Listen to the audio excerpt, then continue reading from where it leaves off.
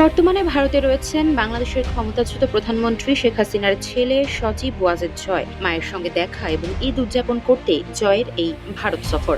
ভারতের নিরাপত্তা সংস্থাগুলোর একাধিক সূত্র এবং দেশটিতে বসবাসরত বাংলাদেশ আওয়ামী লীগের একাধিক শীর্ষ নেতা বিষয়টি নিশ্চিত করেছেন।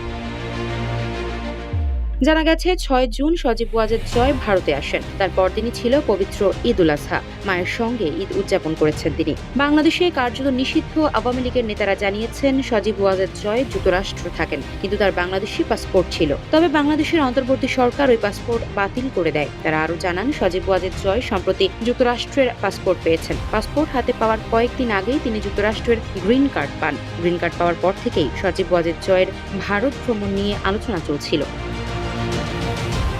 ভারতীয় নিরাপত্তা সংস্থার সূত্রগুলো জানাচ্ছে, প্রাথমিকভাবে মাস কয়েক পরে সজীব ওয়াজেদ জয়ের ভারতে আসার কথা ছিল। পররাষ্ট্র মন্ত্রণালয়ও তার ভারতে আসার ব্যাপারে সবুজ সংকেত দিয়েছিল। তবে সেই সফর এগিয়ে এনে ৬ জুন দিল্লিতে আসেন সজীব ওয়াজেদ জয়। বিমানবন্দর থেকে যথাযথ নিরাপত্তা দিয়েই তাকে শেখ হাসিনা যে গোপন ঠিকানায় রয়েছেন সেখানে পৌঁছে দেওয়া হয়। ওই ঠিকানায় শেখ হাসিনার বোন শেখ রেহানাও রয়েছেন বলে নিশ্চিত করেছে আওয়ামী লীগের কয়েকটি সূত্র।